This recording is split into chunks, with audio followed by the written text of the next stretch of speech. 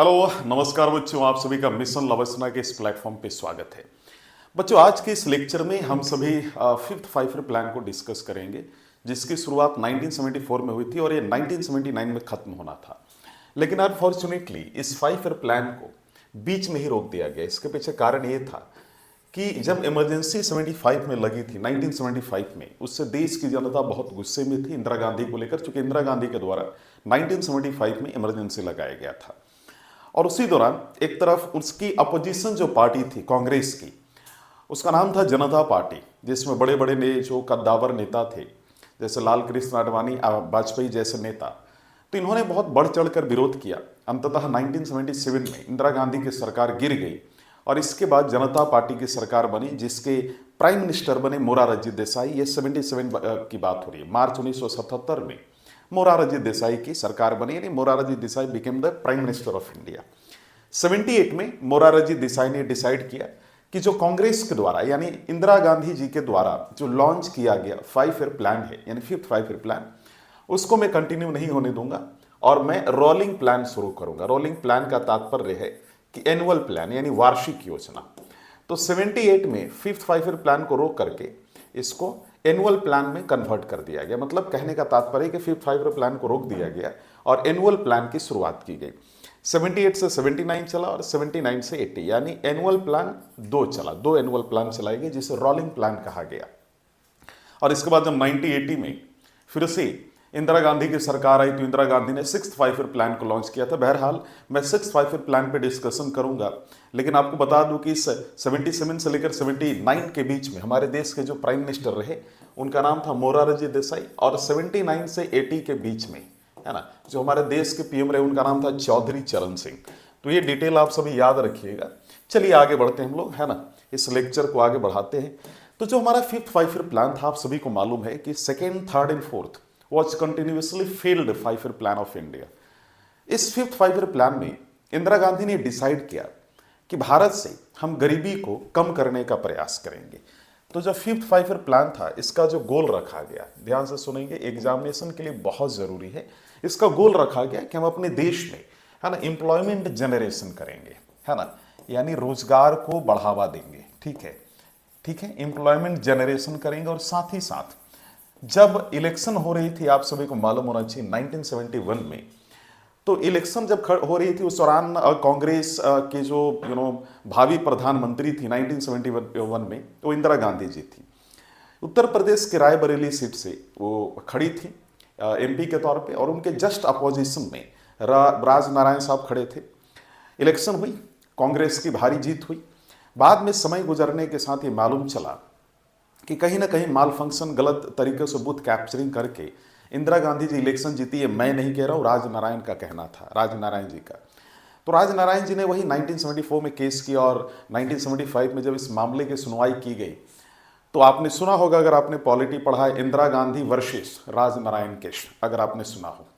बहरहाल ये तो अलग मुद्दा है। लेकिन उसी 1971 में जब इलेक्शन का कैंपेन हो रहा था, तो इंदिरा गांधी जी के खिलाफ राज नारायण साहब ने एक नारा छेड़ा था, एक स्लोगन दिया था कि इंदिरा हटाओ। और उस इंदिरा हटाओ स्लोगन को, या नारा को, या कैंपेन कह लीजिए उसको, इंदिरा गांधी जी ने गरीबी हटाओ से जोड़ दिया कि इंदिरा हटाओ नहीं, हमें गरीबी हटाने पे फोकस करना चाहिए। हालांकि इसको लेकर इंदिरा गांधी के बाद में काफी बुराई भी की गई कि गरीबी कैसे हटाई जा सकती है। Poverty is a psychological disease, है ना, एक मेंटल डिजीज है। गरीबी जो है एक मानसिक बीमारी है, इसको खत्म नहीं किया जा सकता है, हाँ प्रैक्टिकली इसको रिड्यूस किया जा सकता है। तो फिफ्थ 5 ईयर प्लान जब 1974 में जब इसको डिसाइड किया गया इंदिरा गांधी के द्वारा, तो इन्होंने गरीबी हटाओ जो लाइन था, है ना, तो उसी को यहां पर इन्होंने प्रमोट किया, गरीबी हटाओ, है ना, गरीबी हटाओ, ये याद रखेंगे, जिसको हम लोग कहते हैं poverty alleviation. So these were the target of the fifth 5 year plan. In the 1975 the Indira Gandhi government planned कि देश के हर एक कोने में लाइट जानी चाहिए, देश का हर ग्रामीण इलाका, हर क्षेत्र इलेक्ट्रिसिटी से संपूर्ण है, इलेक्ट्रिसिटी हर जगह जाए।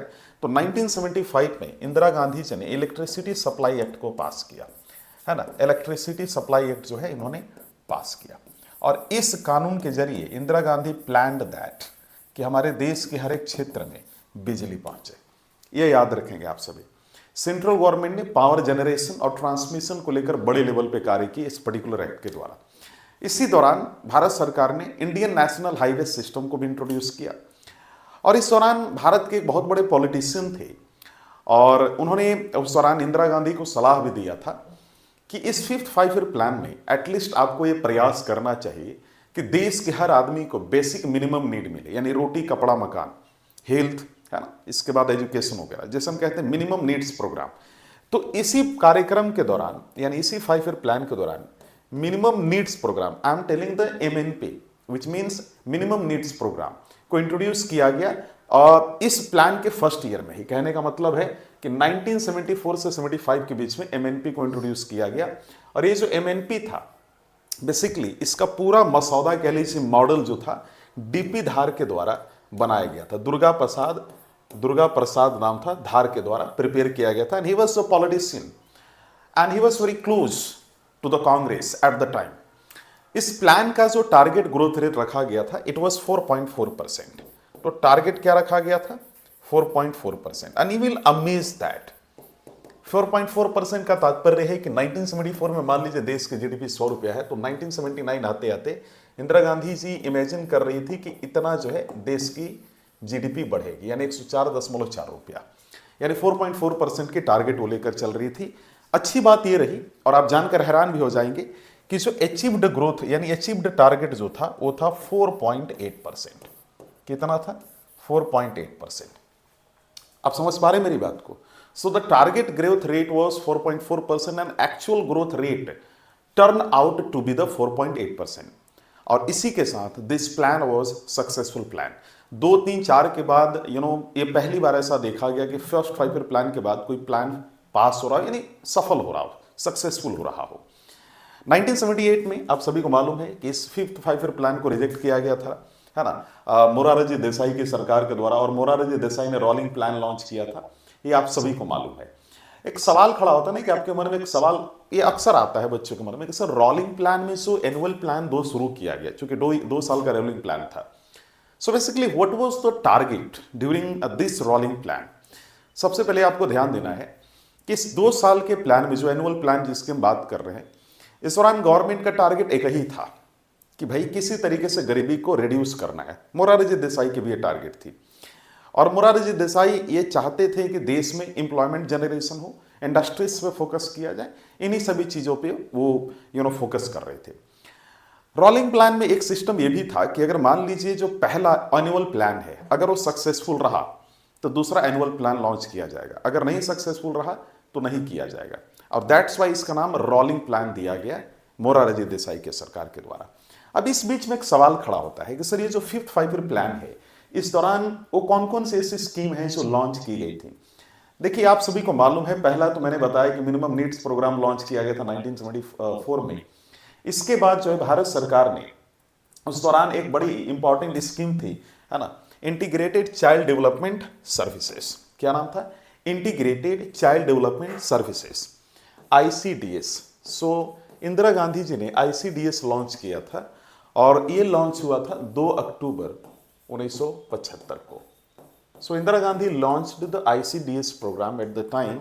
एन इंटरेस्टिंग थिंग वाज कि ICDS स्कीम के तहत सर्विस, यानी ये जो पर्टिकुलर स्कीम था, इसके तहत इंदिरा गांधी जी देश में हेल्थ सिस्टम को इंप्रूव करना चाहती थी। न्यूट्रिशन का जो सेक्टर है ना, न्यूट्रिशन को बढ़ाना चाहती थी चिल्ड्रेन में, खासतौर पे जो चिल्ड्रेन 0 से 6 ईयर के बीच के होते थे, है ना। साथ ही साथ प्री स्कूल एजुकेशन, इम्यूनाइजेशन, है ना, हेल्थ चेकअप रेगुलर जो बच्चों का होता है, लोगों का, इन सभी पे फोकस किया गया था इंटीग्रेटेड चाइल्ड डेवलपमेंट सर्विसेज के तहत। इसके बाद एक और स्कीम लॉन्च की गई and that was 20 point programme, है ना, जिसको कहा जाता है 20, है ना, point programmes, 20 point programme. So remember this particular scheme because ये एग्जाम में आ जाता है और पूछ लिया जाता है, जिसको बेसिकली TPP कहा जाता है। And this scheme was launched in the 1975 and the goal of this plan की पॉवर्टी को रिड्यूस करना है।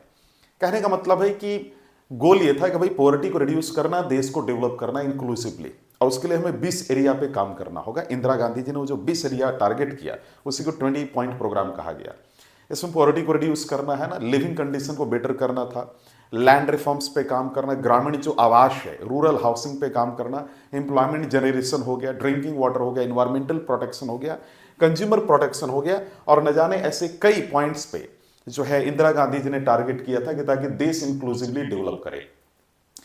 इसके बाद इंदिरा गांधी जी ने एक और जो प्रोग्राम शुरू किया, दैट प्रोग्राम वाज फूड, है ना, for work programme, food for work programme, one second, food for work programme Indira Gandhi ji ने लॉन्च किया था, जिसको FWP कहा जाता है, food for work programme. And this program was launched in the 1977 by the Indira Gandhi government, and that was the time of the emergency. And the main goal of food for work program was कि ग्रामीण इलाकों में जो गरीब लोग हैं, है ना, वो काम करें और उनके बदले उनको खाना दिया जाएगा। ठीक है, मतलब खाना in the sense food grains दिया जाएगा, है ना। चूंकि आप समझिए, अब सवाल ये खड़ा होता है कि सर सरकार पैसा देती थी कि नहीं। जैसे सरकार का देना था, जैसे सरकार ये कह रही थी कि भैया आप काम करो कोई भी सरकारी प्रोजेक्ट्स में, लेबर का या जो भी हो, लेबर्स का या ग्रामीण इलाकों में, और उसके लिए हम आपको अनाज देंगे, है ना। जितना आपको उसके बदले पैसा दे सकते थे उससे कहीं ज़्यादा हम अनाज देंगे वैल्यू के मामले में। तो ये वाली बात थी। इसके बाद इंदिरा गांधी जी ने उसी दौरान integrated rural development programme launch किया, एकीकृत ग्रामीण विकास कार्यक्रम, integrated rural development programme. And ये जो प्रोग्राम था पैलेट फेज के तहत लॉन्च किया गया था। पैलेट प्रोग्राम या पैलेट फेज का तात्पर्य होता है कि शुरू टाइम में इसको ट्रायल के रूप में लॉन्च किया गया था। अगर एक ट्रायल के रूप में ये सक्सेसफुल होता तो इसको आगे जो है इस प्रोग्राम को परमानेंट लॉन्च कर दिया जाता। तो ये जो 5th 5-year प्लान है उस दौरान IRDP को ट्रायल के रूप में लॉन्च किया गया था 1978 में, है ना। और ये लॉन्च किया था मोरारजी देसाई ने। ठीक है, लेकिन मजे की बात बता रहा हूं कि इन्हीं मोरारजी देसाई ने इस 5th 5-year प्लान को रोक दिया था और इसके बाद रोलिंग प्लान को शुरू किया था। तो ये जो स्कीम्स आपको स्क्रीन पे दिख रहा है ना, यहां से आमतौर पर UPSC, BPSC या फिर AEDO में इवन क्वेश्चन पूछा जा सकता है। इसके बाद command area development programme launch किया गया, याद रखेंगे, command area development programme launch किया गया था, और ये लॉन्च किया गया था 1974 में, याद रखेंगे आप सभी, 1974 में। और इसका गोल ये था कि जो वैसे क्षेत्र जहां पर इरिगेशन का प्रॉब्लम है, सिंचाई का, वहां पर इरिगेशन प्रॉब्लम्स को सॉल्व किया जाए, इरिगेशन को बढ़ावा दिया जाए, वाटर मैनेजमेंट किया जाए, एग्रीकल्चर प्रोडक्टिविटी पे फोकस किया जाए। इसके बाद इसी दौरान एक और स्कीम लॉन्च किया गया, डिजर्ट डेवलपमेंट प्रोग्राम, है ना, जहां पर मरुस्थल या रेगिस्तान वाले इलाके हैं, तो डिजर्ट डेवलपमेंट प्रोग्राम लॉन्च किया गया। और इसको लॉन्च किया गया था 1977 में इंदिरा गांधी जी के द्वारा। हालांकि इनकी सरकार 1977 में गिर गई और 1978 में भी इसको प्रमोट करने का प्रयास किया आपके मोरारजी देसाई की सरकार ने। इसके बाद hill area development programme launch किया गया, ताकि जो रिमोट एरिया हैं देश के या फिर जो पर्वतीय इलाके हैं, जो चोटी वाले इलाके हैं, वहां पर बेसिकली भारत सरकार विकास कर पाए। और इसको लॉन्च किया गया था 1974 में, याद रखेंगे। तो इस दौरान भारत सरकार संपूर्ण तरीके से भारत के हर क्षेत्र पे कार्य करना चाह रही थी, ताकि अंततः देश का विकास हो, देश का एक इंक्लूसिव डेवलपमेंट हो और रीजनल डिस्पैरिटी ना हो when it comes to the development, regional disparity ना हो। आप समझ पा रहे होंगे मेरी बात को। तो चलिए, आज के लिए इतना ही। ये था आपका 5th 5-year प्लान, और ultimately this plan was successful plan, है ना।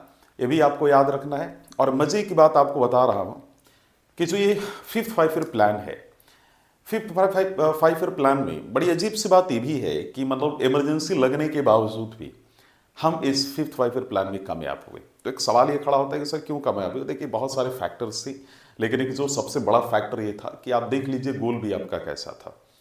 कोई बड़ा गोल नहीं था जो यूटोपियन काइंड ऑफ दिखता हो, ये अचीवेबल गोल था। और साथ ही साथ गवर्नमेंट ने नो डाउट इसमें बहुत ज़्यादा काम किया, बहुत प्लान के साथ काम किया। इम्प्लीमेंटेशन भी स्कीम्स की काफ़ी ग्राउंड लेवल पे बहुत ज़्यादा हुई when it comes to the 2nd, 3rd and 4th 5-year plan के स्कीम्स के मुकाबले। There were many factors, we will discuss. तो आज के लिए इतना ही, फिर मिलते हैं एक नए लेक्चर के साथ, and that lecture will be the 6th 5-year plan का लेक्चर होगा वो। तो आज के लिए इतना ही। चलिए, मैं आप सभी से विदा लेता हूँ। धन्यवाद।